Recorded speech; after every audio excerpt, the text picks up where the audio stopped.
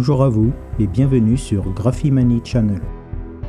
Chercheurs de vérité, ufologues, curieux et amis de notre belle planète Terre, avant de voir cette vidéo avec les dernières infos à propos de la Terre plate, j'ai un message très important à vous transmettre et à bien saisir avant de poursuivre. La Terre plate, pour ceux qui n'ont pas encore bien compris, la symbolique ou la métaphore de ce mouvement qui prend de l'ampleur chaque jour, chaque heure un peu plus, ce n'est pas de vouloir démontrer que la Terre est en forme de pizza ou de CD. Qui croirait cela? À part quelques extrémistes, comme dans beaucoup de domaines, ou bien ceux qui parlent un peu trop vite avant d'écouter vraiment l'information, par orgueil ou par aveuglement, certainement pas vous et pas moi. Et oui, car les centaines de commentaires sur ma vidéo précédente, sur les différents blogs, m'ont convaincu de la sensibilité de ce sujet. Ce qui m'a surpris le plus, c'est la force et l'acharnement de certains pour tenter de me convaincre que la Terre est ronde, et un point c'est tout. Et uniquement avec des liens NASA, bien sûr, d'images retouchées ou de liens vidéo encore plus surréalistes. Vive la liberté d'expression, d'écoute et de partage. Est-ce si mal de penser un peu par soi-même? Donc, la Terre plate, c'est d'abord et avant tout un éveil. Un réveil de la conscience, oui. C'est une prise de conscience que quelque chose cloche, vraiment. Entre ce que nous constatons réellement aujourd'hui avec nos sens, notre réflexion, nos calculs, et simplement autour de nous. Nous nous apercevons chaque jour un peu plus des mensonges, des incohérences dont on nous abreuve au quotidien, dans les médias, les journaux, les autorités compétentes et officielles, le formatage éducatif. C'est fou comme il suffit de répéter sans cesse un mensonge chaque jour pour que l'humain y croit. Et pour ceux qui résistent un peu, on répète encore et encore le mensonge. Ils finiront bien par y croire, avec tous les autres autour déjà convaincus. Non, cela ne correspond pas. Donc, la métaphore de la Terre plate, c'est donc avant tout le symbole du stop. C'est assez. Alors, que tente de transmettre comme message la majorité de ceux qui ont compris le mouvement de la Terre plate? Non pas de prouver qu'elle est plate, mais simplement entendre et voir la vérité à propos de la Terre, la sentir, la ressentir, et non des mensonges ou trucages récurrents et permanents. S'il y avait des preuves, photos ou vidéos, d'une Terre plate ou autre, et qu'elle soit ronde, plate, creuse, en dôme, en pyramide, en cube ou en tortue, c'est pas grave, on vous les montrerait volontiers. Bref, jusque-là, aucune vraie photo ou vidéo de la Terre au naturel, dans son intégralité, dans son ensemble, en résumé en vue globale, qui ne soit retouchée. Des morceaux ou parties de la Terre, un par un, oui c'est vrai, mais on peut aisément réaliser ces clichés par ballon aérien ou par avion cartographique, et même par drone aujourd'hui. On s'attend quand même à mieux que cela, à notre époque et avec nos moyens. Vérifiez vraiment, comparez vraiment. Vous pourrez aussi visionner ma première vidéo au sujet de la Terre plate. Elle donne déjà quelques bons indices et il y a un premier pas pour bien saisir ce que je vais développer dans cette vidéo-ci. Que croyez-vous? Nous l'aimons ce monde. Nous désirons, juste et avant tout, savoir la vérité. La vraie vérité à propos de notre planète, quelle qu'elle soit. Avoir de vraies images, de vraies vidéos, dans sa vision réelle et naturelle, et non pas des petites parties ou morceaux photographiés un par un et réassemblés par infographie sur une sphère virtuelle, puis retouchés et sublimés encore par un logiciel type Photoshop. Nous désirons de vraies photos et vraies vidéos de la Terre, dans sa globalité, en entier, en live et au naturel, non retouchées, même si c'est la vision d'une Terre polluée, avec des débris spatiaux par centaines de milliers, même si les couleurs sont moins spectaculaires qu'en Technicolor.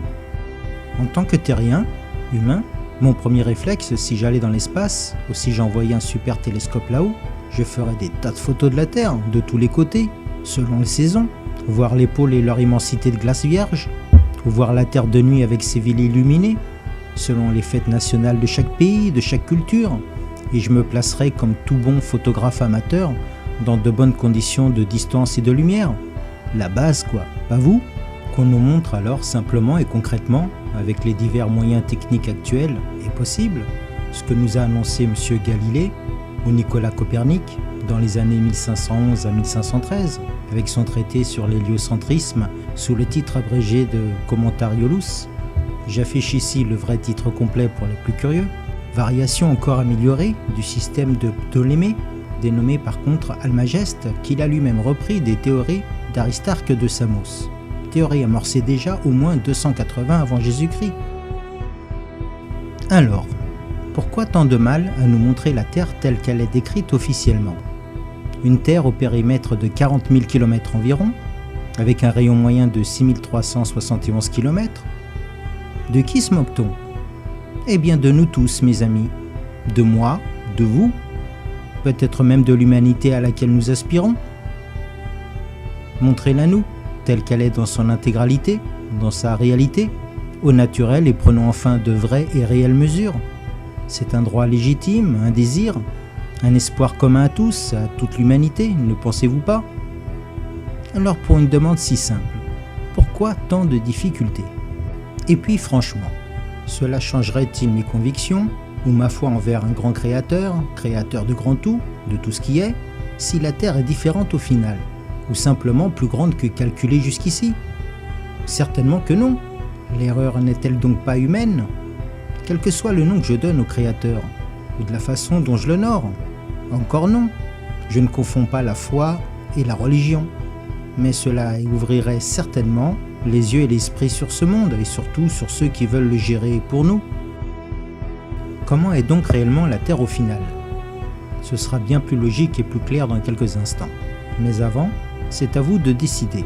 Si vous voulez vraiment savoir, si vous voulez ôter quelques filtres qu'on vous applique depuis bien trop longtemps, si vous voulez encore plus ouvrir votre conscience à ce monde, ou si par contre, vous préférez ne pas savoir, ne pas voir, ne pas entendre. Libre à vous. Alors, il est encore temps de zapper cette vidéo dès maintenant.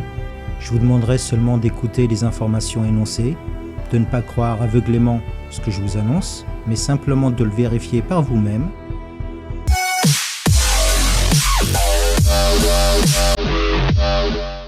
Vous êtes là, merci à vous. Alors, pour bien saisir l'ensemble de ce que nous vivons actuellement, commençons donc par la base, la courbure officielle terrestre. Un peu de géométrie, mais rassurez-vous, de façon super simple et rapide. La formule officielle pour le calcul est celle-ci. D est égal à racine de 2HR plus H au carré.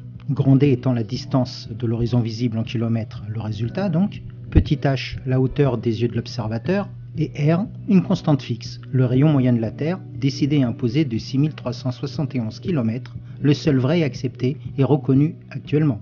Vous trouverez plein de sites qui calculent cela en automatique. Sinon, regardez dans mes commentaires de vidéo, je mettrai tous les liens. Ce qu'il y a d'important à retenir dans cette formule, c'est d'abord qu'en géométrie, entre autres, dès qu'il y a des carrés ou des racines, les résultats sont souvent exponentiels. Un exemple concret. Au niveau de la mer, donc niveau 0 mètre, debout dans mon petit canoë, j'ai les deux yeux à 2 mètres au-dessus de l'eau environ. J'ai un ami dans un autre bateau, le même que moi, identique, et les yeux à 2 mètres au-dessus de l'eau aussi, qui s'éloigne de moi. Mon horizon visible, grâce à cette formule, est ainsi d'environ 5 km. Donc à 5 km, je vois encore mon ami dans le bateau, tout petit certes, mais il est donc visible. Sa barque aura de l'eau et ses yeux à 2 mètres au-dessus du niveau de l'eau aussi. Ce n'est qu'au double de cette distance, soit à 10 km qu'il disparaît presque, car il passe à moins 1,90 m en dessous de l'horizon, soit à moins 2 mètres environ. On aurait tendance à croire alors, par réflexe, qu'à 20 km de distance, c'est à moins 4 mètres sous l'horizon, soit le double de 10 km, ou bien qu'à 100 km de distance, c'est à moins 20 mètres sous l'horizon. Et non, que nenni. Le terme exponentiel, je vous dis. Je m'explique plus précisément. Car en réalité, selon cette formule et courbure, à 20 km de distance, mon ami sur la barque est déjà passé à moins 17,50 mètres sous l'horizon, et non les 4. À 100 km, il disparaît à moins 707 mètres sous l'horizon, et non les 20 mètres que l'on s'imagine par réflexe. Et à 200 km, directement à 2982 mètres, presque à moins 3 km sous l'horizon. Vous avez compris, c'est simple en fait. Voici un premier point expliqué. Il faut savoir que ce calcul pour la courbure de la Terre est juste tel quel. Personne ne le nie. Mais rappelez-vous le point commun et indissociable du calcul. C'est valable tel quel si et seulement si le rayon de la Terre ou le radius pour les matheux est bien de 6371 km, comme dit officiellement, de rayon moyen dans la courbure terrestre. Mais que seraient tous ces résultats si au lieu de 6371 km de rayon, je le calcule avec 8800 km ou 11 000 km de rayon? Tout serait bien différent, non? La Terre ne nous semblerait-elle pas plus plate que prévu? Par contre, cette première photo-ci permet de s'interroger vraiment sur notre réalité. Ce cliché des bâtiments de la skyline de Chicago a fait parler d'elle fortement. Les médias, étrangement bien intéressés tout d'un coup, ont repris aussitôt l'info, mais en la déclarant comme mirage et effet d'optique. J'ai appris qu'un mirage est généralement flou avec peu de détails et déformait même les images ou les inversait comme dans une chambre noire. Mais le souci majeur est que cette photo est prise de l'autre côté d'un grand lac, depuis exactement 60 miles, soit environ 96 km de distance, par M. Joshua Nowicki. Ce cliché ne devrait pas pouvoir exister via la formule officielle, car à 96 km, le sol est à moins 633 mètres sous l'horizon selon la formule précédente, et la hauteur des gratte-ciel de Chicago ne le permet pas, normalement. Certains se sont donc remués un peu pour vérifier l'info, si vraiment mirage ou pas. M. Rob Skiba a tenté l'expérience depuis l'autre côté de ce lac à différentes distances, soit à 42,6 miles, puis à bord d'un bateau à 40 miles de Chicago, puis 38 miles et enfin 31, soit dans l'ordre 68 km, 65, 61 et 50 km pour finir. Comment expliquer qu'à 65 km de distance, l'horizon officiel devait être environ à moins 270 mètres, même avec les yeux à 3 mètres au-dessus de l'eau, même avec des vagues et les remous, on voit les tours, les bâtiments de quasi plein pied. Va-t-on me raconter que c'est encore un mirage? Ou cela démontre bien et simplement que le rayon de la Terre est faux, si je vois cela?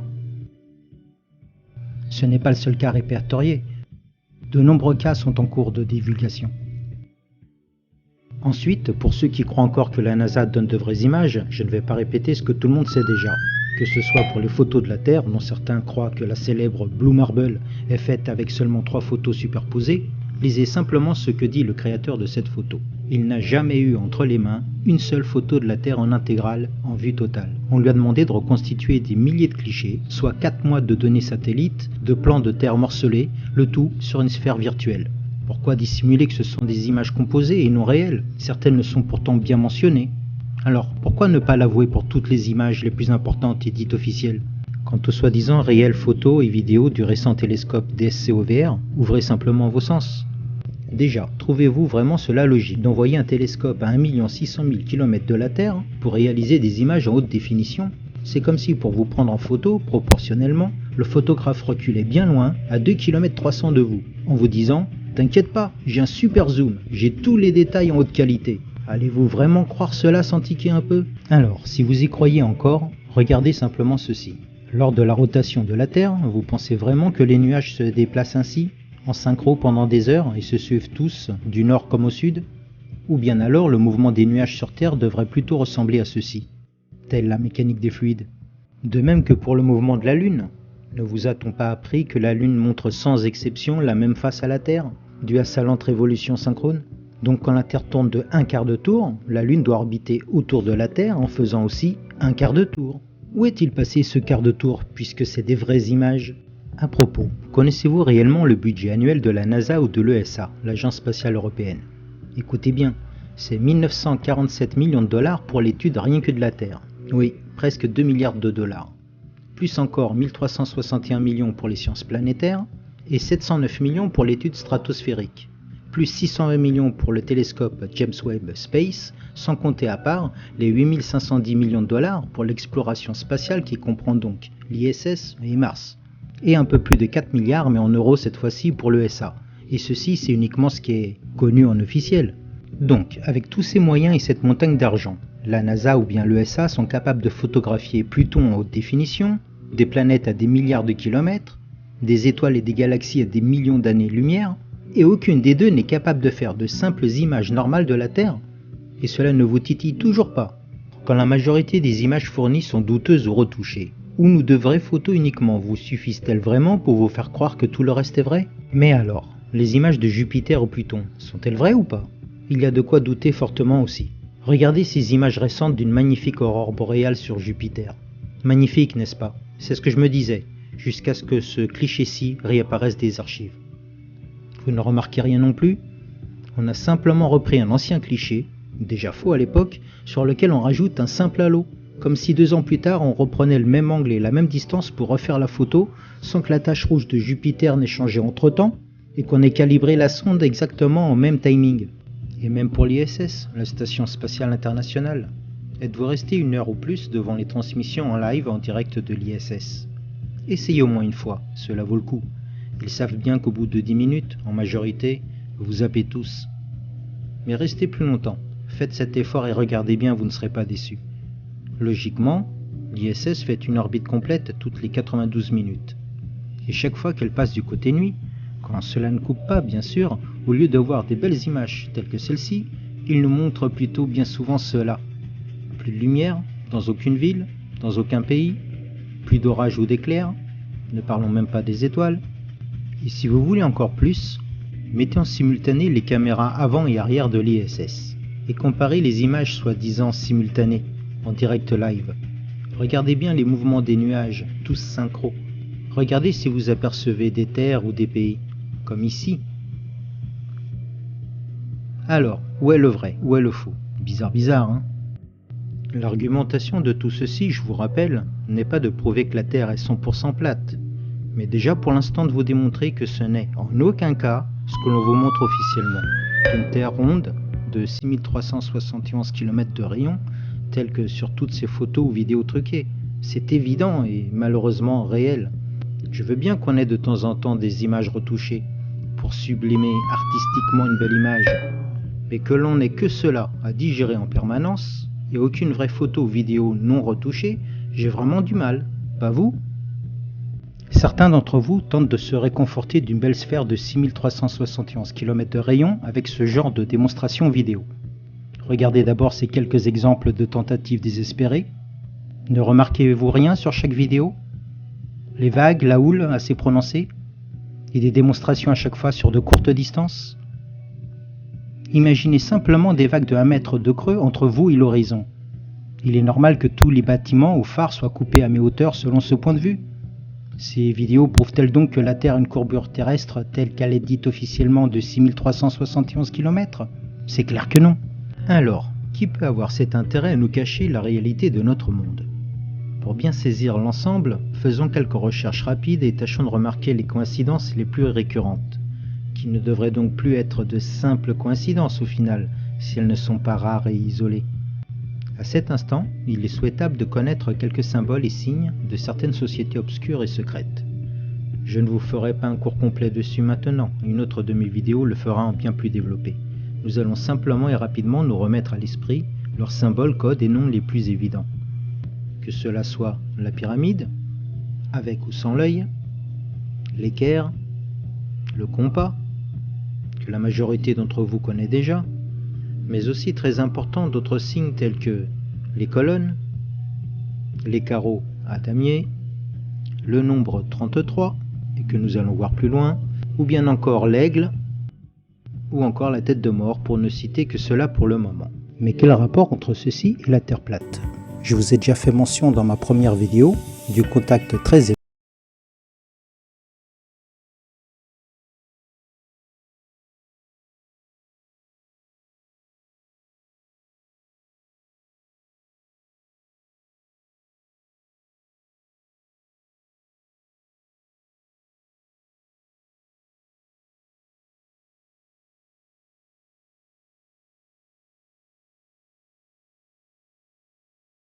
sataniste, occultiste et magicien noir. L. Ron Hubbard et son désir de contrôle de l'esprit des masses, que vous connaissiez mieux sous le terme de scientologie, et bien sûr Von Braun, l'ingénieur nazi, et enfin vous le reconnaissez certainement, Monsieur Walt Disney. Équipe de choc et atypique je trouve, avec leur hobby personnel très particulier. Dire que c'est réellement l'équipe créatrice de JPL et de toutes les structures s'y rattachant depuis. Mais pas pour Monsieur Walt Disney, il ne peut être lié à cela. Alors, que dire aux pensées du club très privé de Monsieur Disney, le Club 33? Encore une coïncidence ou pas? Le nombre 33, entre autres symboles, je vous rappelle, étant le plus haut degré pour les francs-maçons. Doit-on conclure un lien étroit entre les maçons, Disney, la NASA, les militaires et les gouvernements? Évidemment, la Constitution des États-Unis ne peut être impliquée ou liée avec ces confréries, ni aucune autre autorité officielle, et sûrement pas au sein de notre gouvernement. Nous sommes loin de tout cela. Mais peut-on vraiment en être sûr? Regardons aussi l'organigramme et le réseau de la NASA. Vous le trouverez sur le site officiel de la NASA, avec tous les chefs responsables de chaque secteur, bien sûr.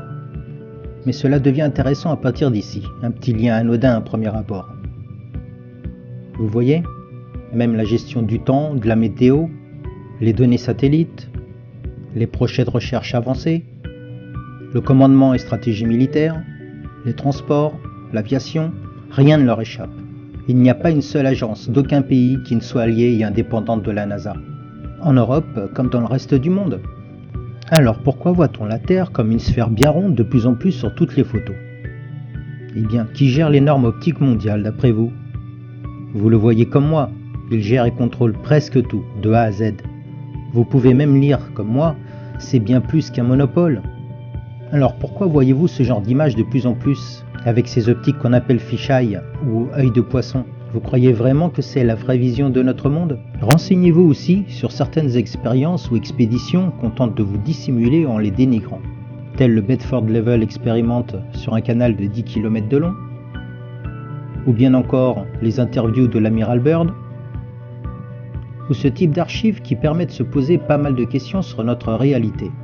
Que cela soit cette récompense jamais gagnée de 5000 $ à qui démontrerait que la Terre n'est pas plate,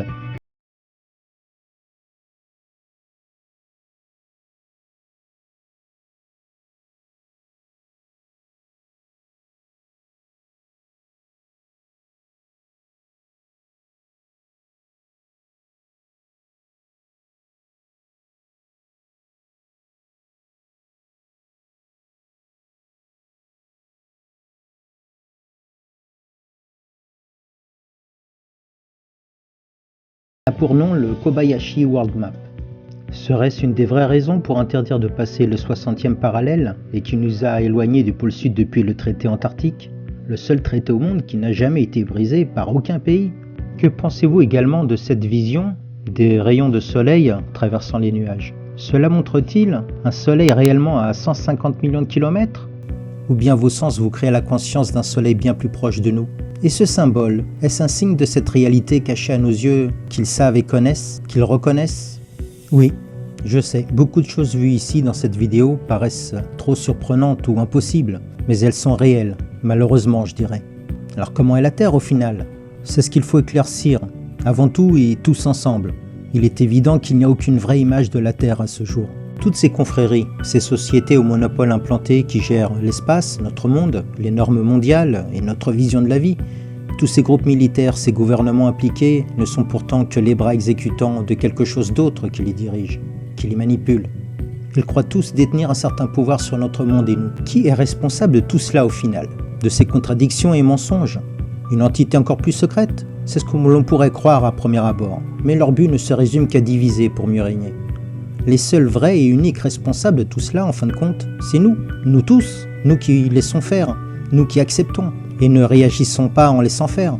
À nous de nous unir, tous ensemble, solidaires, afin de savoir vraiment, de connaître la vérité, au lieu de chercher désespérément à justifier ou expliquer ces mensonges pour se rassurer que tout va. Discutons de tous ces éléments. Soyons solidaires en cette recherche de vérité. Vérifiez ces infos que je vous apporte et écoutez vos sens, votre raisonnement, votre intuition.